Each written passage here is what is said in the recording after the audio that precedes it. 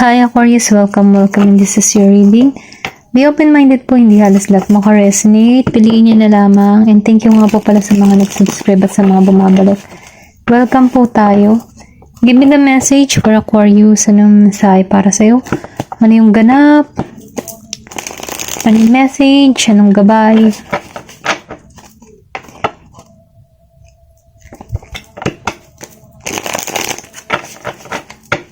Give me the message for Aquarius.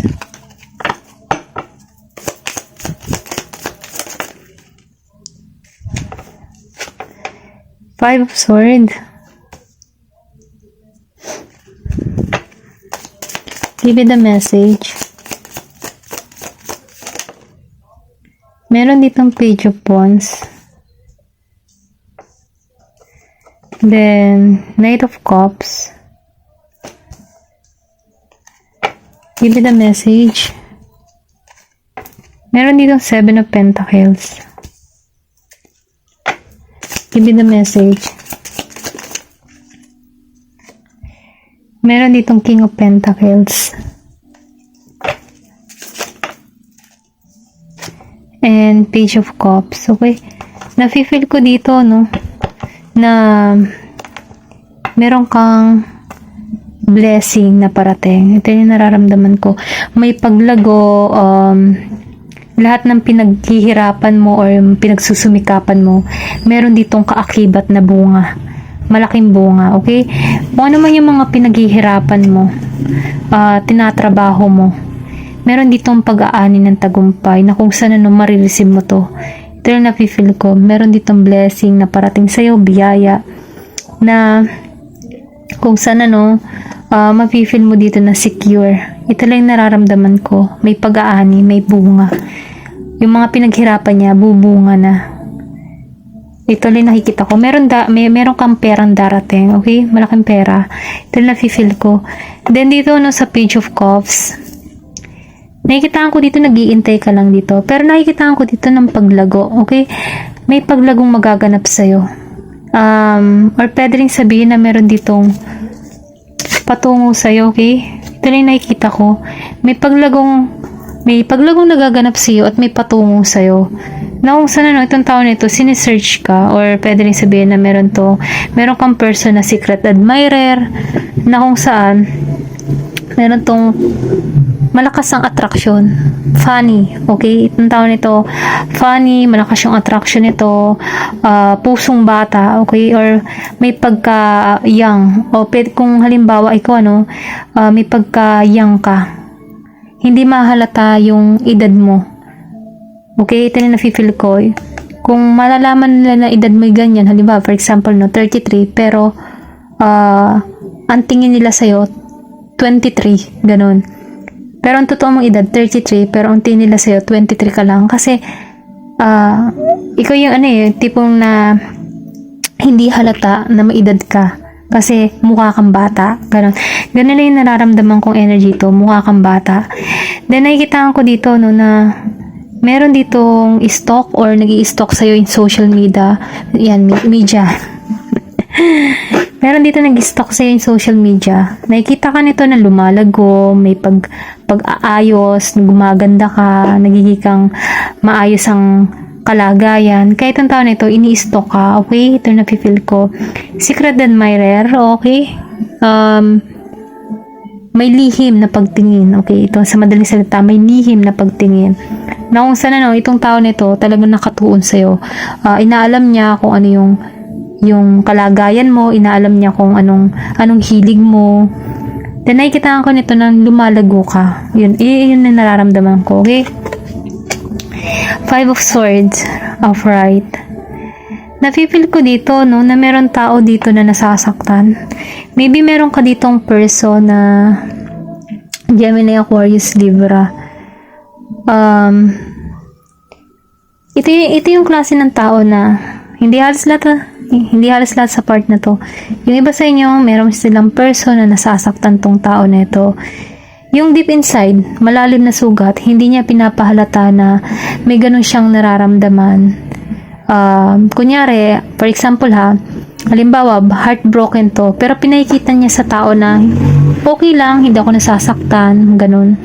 Pero deep inside, sobrang nasasaktan tong tao na ito. Kasi hindi niya pinahalata sa tao na weak siya or mahina siya. Ganun yung energy nito.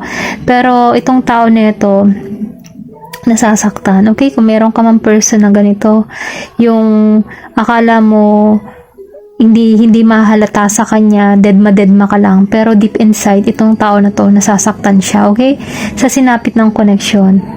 Patay mali siya na lang to, kumbaga, deadma, nagmamatigas, pero wasak na wasak ang kaloob-looban ng puso nito. Ito lang nararamdaman ko. Then dito, sa Knight of Cups, nafe-feel ko dito na iniingatan mo yung puso mo, okay? Meron ditong tao na takot magmahal, takot na ibigay basta-basta yung kanyang puso sa ibang tao. Yung halimbawa, nililigawan ka, hindi ka basta-basta nagtitiwala. Masyado mo pinapahalagahan yung damdamin mo. Ito na nararamdaman ko. Hindi ka basta papasok sa isang relasyon na makikiuso lamang. Hindi ka ganon. Ito na nafe-feel ko. Mas nakatuon ka dito sa sarili mo. Pinapahalagahan mo, minamahal mo.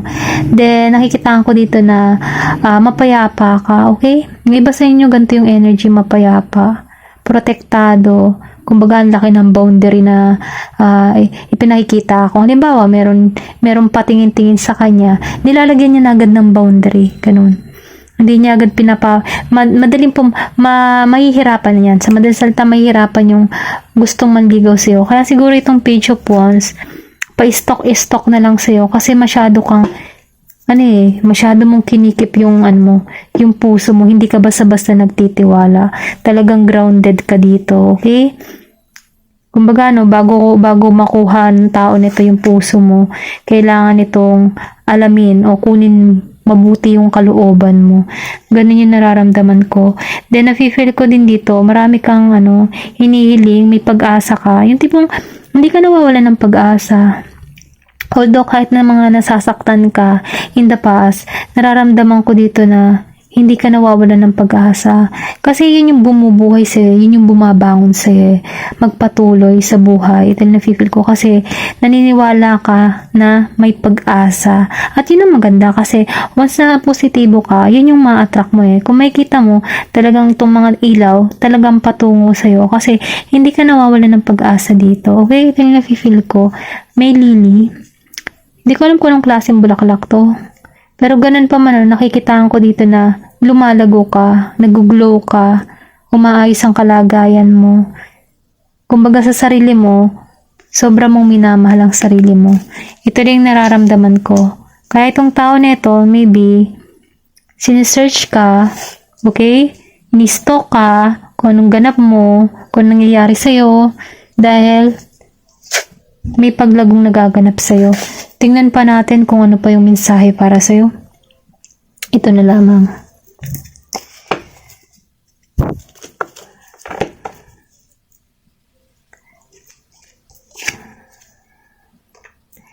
Give me the message for Aquarius. Ano yung mensahe para kay Aquarius? Meron na kasama dito nito. Yan. Give me the message. Ano pa yung mensahe kay Aquarius?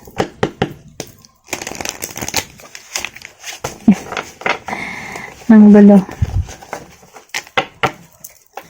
Ano pa yung mensahe kay Aquarius?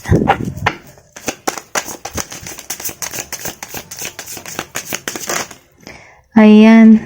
Tingnan natin to. Meron ditong confident. It's come with time and practice. It's come with time and practice. Kumbaga, meron ditong pinapayuhan na yung oras ay darating din para sa'yo, kung ikaw man ay nawawalan ng kumpiyansa sa iyong sarili, may oras para riyan, okay? Ito yung nafe-feel ko. Darating din yung araw na kung ano man yung gusto mong marating or maganap sa buhay mo, ito'y patungo sa'yo, Kasi kung makikita mo, meron ditong liwanag. Sinasabihan ka dito na huwag kang mawawalan ng pag-asa.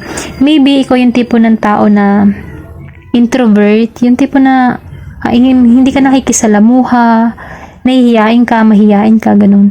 Pero ganun pa man, sinasabi dito na susi para magtagumpay ay practice lang ng practice. Kung ano man yung ginagawa mo, kung ano man yung gusto mong marating, practice lang ng practice. dahil ma-achieve mo kung ano man yung gusto mong makamit, okay? Meron ditong 23 years old.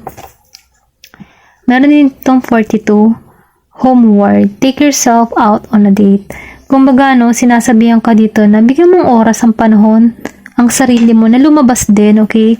Kumbaga, maybe ikaw lagi nasa bahay, kulong na kulong ka, ayaw mo maka-experience ng mga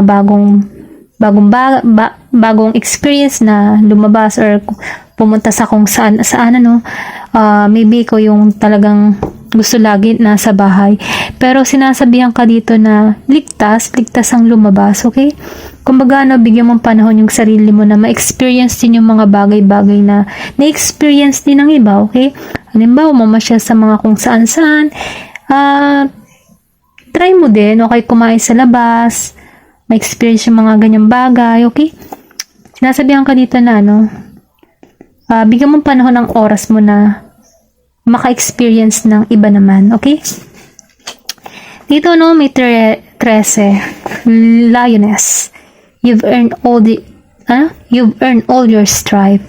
Kumbaga, no, nafe-feel ko dito na marami kang natutunan sa mga hamon ng buhay, marami kang natutunan sa experience na nagampanan mo. Hindi halos lahat makaresonate sa part na to. Pero ganun pa man, ano, ikaw yung tipo ng tao na sabik sa karunungan. Marami kang gustong tuklasin, marami kang inaaral, marami kang gustong malaman.